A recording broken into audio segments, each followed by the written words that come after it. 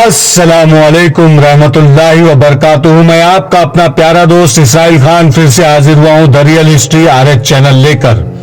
امید ہے سلطان صلاح الدین ایوبی کی کہانی آپ کو اچھی لگتی ہوگی. یہ آپ کا اپنا چینل ہے, اسے لائک, سبسکرائب, کمنٹ, شیئر ضرور کریے گا. آج کے کردار میں حدید, لوجینا, ڈاکٹر موریس اور حدید کا بچھڑا ہوا والد باپ جو ڈیٹینشن سینٹر میں ہے. ڈاکٹر یہ تو سمجھ گیا کہ معاملہ خطرناک اور پراسرار معلوم ہوتا ہے, لیکن لوزینا کو دیکھ کر اس نے خطرہ قبول کر لیا اور کہا, لے آؤ, آج رات, کل رات, جب چاہو لے آؤ. اگر میں سویا ہوا ملوں تو جگا لینا. اس نے ایک ہاتھ میں سونے کے سکے اور دوسرے ہاتھ میں لوزینا کا ہاتھ پکڑ لیا. اس مہم کا سب سے زیادہ نازک اور پرخطر مسئلہ تو یہ تھا کہ حدید کو کیمپ سے نکالا کس طرح جائے. رات کو وہاں پہرا برائے انعام ہوتا تھا. ان بدنصیب قیدیوں میں بھاگنے کی شکت تھی ہی نہیں. صبح سورج نکلنے سے پہلے انہیں مشقت پر لگایا جاتا اور سورج غروب ہونے کے بعد کیمپ میں لایا جاتا. ان کی تعداد 1500 کے لگ بھگ تھی. لوزینا کی سہیلی نے کیمپ کے متعلق کچھ معلومات حاصل کر لی, جن میں ایک یہ بھی تھا کہ زخمی اور بیمار قیدیوں کو معمولی سی ایک ڈسپنسری میں ہر روز بھیجا جاتا ہے. ان کے ساتھ صرف ایک پہرے دار ہوتا ہے. دوسرے دن لوزینا اپنی سہیلی کے ساتھ وہاں پہنچ گئی جہاں مریض قیدیوں کو لے جایا جاتا تھا. اسے زیادہ انتظار نہ کرنا پڑا. 25-30 مریضوں کی ایک پارٹی نہایت آہستہ آہستہ چلتی آ رہی تھی اور پہرے دار ہاتھ میں لاٹھی لیے انہیں مویشیوں کی طرح ہانکتا لا رہا تھا. جو تیز نہیں چل سکتے تھے انہیں وہ لاٹھی سے دھکیل دھکیل کر لا رہا تھا. دونوں لڑکیاں آگے چلی گئی. ان کا انداز ایسا تھا جیسے تماشا دیکھ رہی ہوں. جب مریضوں کا ٹولہ ان کے قریب سے گزر رہا تھا تو وہ ہر ایک کو دیکھنے لگی. اچانک لوزینا کو دھچکا لگا. حدید اسے قہر بھری نظروں سے دیکھ رہا تھا. اس سے اچھی طرح چلا نہیں جاتا تھا. اس کے چہرے سے وہ رونق اور رمق بجھ گئی تھی جو لوزینا نے زخمی ہونے سے پہلے دیکھی تھی. حدید کے کندھے جھک گئے تھے. اس کے کپڑے خون سے لال تھے. خون خشک ہو چکا تھا. لوزینا کی آنکھوں میں آنسو آ گئے, مگر حدید کی آنکھوں میں نفرت تھی. اس نے منہ پھیر لیا. یہ مریض ٹولہ آگے نکل گیا تو لوزینا اور اس کی سہیلی پہرے دار کے ساتھ ایسی باتیں کرنے لگی جن میں ان مسلمان مریضوں کے خلاف نفرت تھی. انہوں نے زبان کے جادو سے پہرے دار کو اپنا گرویدہ کر لیا اور کہا کہ وہ ازرائے مذاق ان قیدیوں کے ساتھ باتیں کرنا چاہتی ہے. ڈسپنسری میں دوسرے مریض بھی تھے. خاصا ہجوم تھا. قیدیوں کو ایک طرف ہٹا دیا گیا. لوزینا ان کے قریب چلی گئی اور اس کی سہیلی نے پہرے دار کو باتوں میں الجھا لیا. حدید دیوار کے سہارے بیٹھ گیا تھا. اس کی حالت اچھی نہیں تھی. لوزینا نے آنکھ کے اشارے سے اسے پرے بلایا. وہ جب اس کے قریب گیا تو لوزینا نے آہستہ سے اسے کہا, مجھے حکم ملا ہے کہ تم سے کبھی نہ ملوں. بیٹھ جاؤ. ہم یہ ظاہر نہیں ہونے دیں گے کہ ہم باتیں کر رہے ہیں. میں لعنت بھیجتا ہوں تم پر اور تمہارے حکم دینے والوں پر. حدید نے نحیف مگر غضبناک آواز میں کہا, میں نے تمہیں کسی سلے کے لالچ میں ڈاکوؤں سے نہیں بچایا تھا. وہ میرا فرض تھا. کیا تم فرض ادا کرنے والوں کے ساتھ یہ سلوک کرتے ہو؟ چپ رہو حدید. لوزینا نے رندیائی ہوئی آواز میں کہا, یہ باتیں بعد میں ہوگی. مجھے بتاؤ کہ رات تم کی جگہ ہوتے ہو.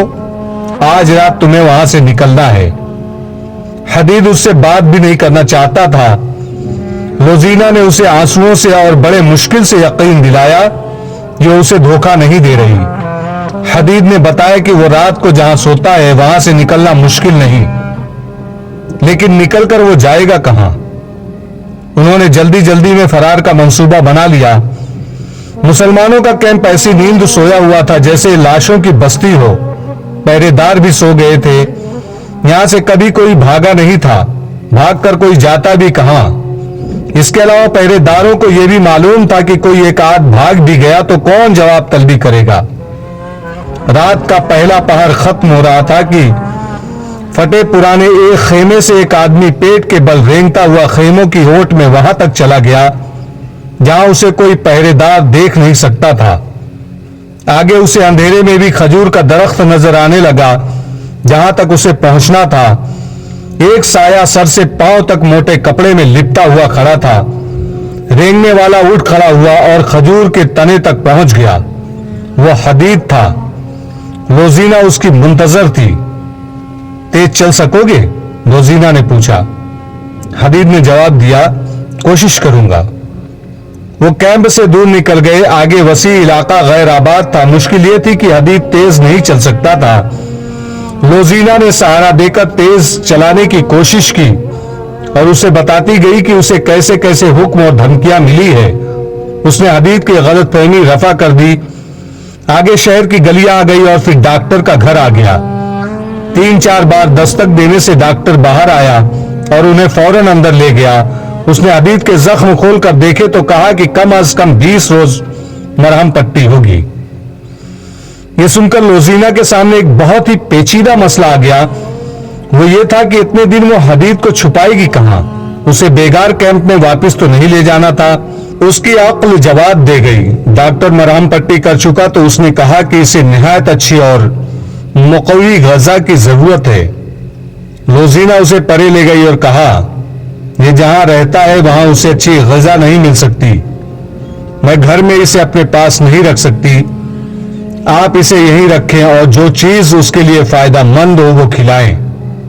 مجھ سے آپ جتنی قیمت اور اجرت مانگیں گے دوں گی۔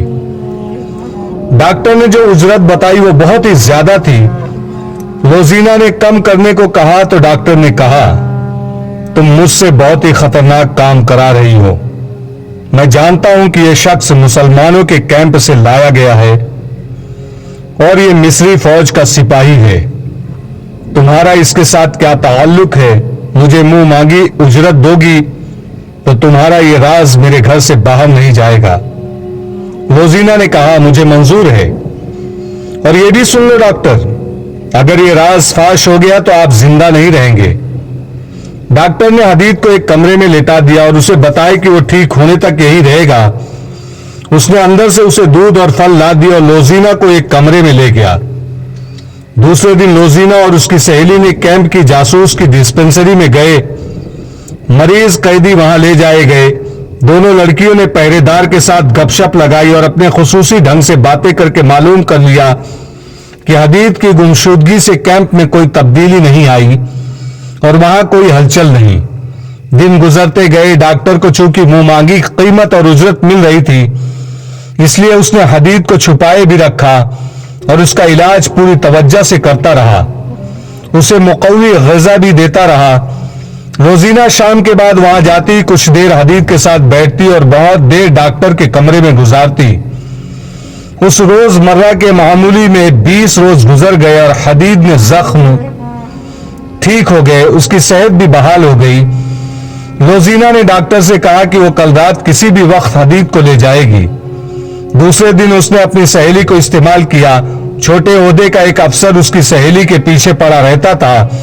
سہیلی نے اس افسر کو جھانسا دیا اور لوزینہ نے اس کے ٹرنک سے اس کی وردی نکال لی جو اس نے حدید کو پہنا دی۔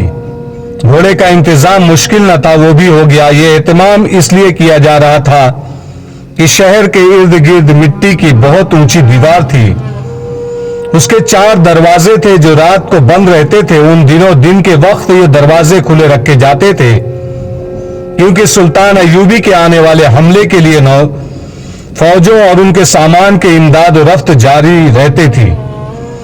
سورج غروب ہونے سے کچھ دیر پہلے قلعے کے بڑے دروازے کی طرف ایک صلیبی افسر گھوڑے پر جا رہا تھا۔ اس کی کمر سے لٹکتی ہوئی تلوار مسلمانوں کی طرح ٹیڑھی نہیں سیدھی تھی اور اس کا دستہ سلیب کی شکل کا تھا۔ وہ ہر لحاظ سے سلیبی تھا۔ دروازہ کھلا ہوا تھا جس سے اونٹوں کا ایک کارواں رسد سے لدا ہوا باہر جا رہا تھا۔ ظاہر یہی ہوتا تھا جیسے یہ گھوڑ سوار افسر اس کارواں کے ساتھ جا رہا ہو۔ وہ دروازے کے پاس پہنچا تو سلیبیوں کے انٹیلیجنس کا سربراہ ہرمن گھوڑے پر سوار دروازے میں داخل ہوا۔ وہ کہیں باہر سے آ رہا تھا. اس نے اس افسر کو دیکھا اور مسکرایا، مگر اس افسر نے مسکراہٹ کا جواب مسکراہٹ سے نہ دیا. ہرمن چند قدم اندر کو آیا تو اس نے گھوڑا روک لیا. اسے 200-300 قدم دور لوزینہ کھڑی نظر آئی، جس نے ہرمن کو دیکھا تو وہاں سے تیزی سے اپنے ٹھکانے کی طرف چلی گئی. علی بن سفیان کی طرح ہرمن بھی ماہر جاسوس اور سراغ رساں تھا. اس نے فوراً گھوڑا دروازے کی طرف گھمایا اور ایڑ لگا دی. وہ اپنا ایک شک رفع کرنا چاہتا تھا. اس نے گھوڑے کو ایڑ لگائی تو گھوڑا دوڑ پڑا. باہر جا کر ہرمن نے دیکھا کہ جو افسر اس کے پاس سے گزرا تھا وہ اتنی دور نکل گیا تھا کہ اس کے تعاقب میں جانا بیکار تھا. اس گھوڑ سوار نے دروازے سے نکلتے ہی گھوڑے کو ایڑ لگا دی تھی. گھوڑا بہت تیز رفتار تھا. ہرمن اسے دیکھتا رہا اور وہ صحرا کی وسعت میں گم ہو گیا. لوزینہ نے حدید کو آواز دے کر ایک مسئلہ دے دیا تھا. ہرمن گھوڑا موڑا اور تیزی سے اندر گیا. تو سب سے پہلے مسلمانوں کے کیمپ میں گیا اور وہاں کے انچارج سے حدید کی نشانیاں بتا کر پوچھا کہ وہ کہاں ہے. کچھ پتہ نہ چلا. جس خیمے میں حدید کو رکھا گیا تھا وہاں کے رہنے والوں نے بتایا کہ ایک صبح وہ یہاں سے غائب تھا. وہ سمجھے کہ اسے ادھر ادھر کر دیا گیا ہے. ہرمن کا شک یقین میں بدل گیا.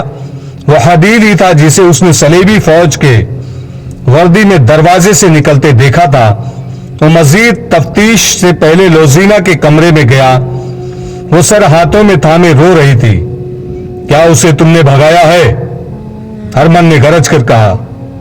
لوزینہ نے آہستہ سے سر اٹھایا. ہرمن نے کہا جھوٹ بولو گی تو میں تفتیش کر کے ثابت کر دوں گا کہ اسے تم نے فرار میں مدد دی ہے. نہ آپ کو تفتیش کی ضرورت ہے نہ مجھے جھوٹ بولنے کی ضرورت. لوزینہ نے کہا میری زندگی ایک شاہانہ جھوٹ اور میرا وجود ایک خوبصورت دھوکہ ہے. اپنی روح کی نجات کے لیے میں سچ بول کر مر رہی ہوں. آواز میں غنودگی تھی جو بڑھتی ہی جا رہی تھی. وہ اٹھی تو اس کی ٹانگیں لڑکھڑائی. اس کے قریب ایک گلاس پڑا تھا جس میں چند قطرے پانی تھا. اس نے گلاس اٹھا کر ہرمن کی طرف بڑھا کر کہا میں نے اپنے آپ کو سزائے موت دے دی ہے. اس گلاس میں پانی کے چند قطرے گواہی دیں گے کہ میں نے اپنے ناپاک جسم کو سزائے موت اس لیے نہیں دی کہ اپنی قوم سے غداری کی اور دشمن کو قید سے بھگا دیا ہے، بلکہ میرا جرم یہ تھا کہ میں ان انسانوں کو دھوکے دینے گئی تھی جن کے ہاں کوئی دھوکہ اور فریب نہیں. ان میں سے 4 انسانوں نے میری وہ عزت بچانے کے لیے جو میرے پاس تھی ہی نہیں 10 ڈاکوؤں کا مقابلہ کیا. پھر ایک انسان نے مجھے اپنا جسم کٹوا کر ڈاکوؤں سے چھینا.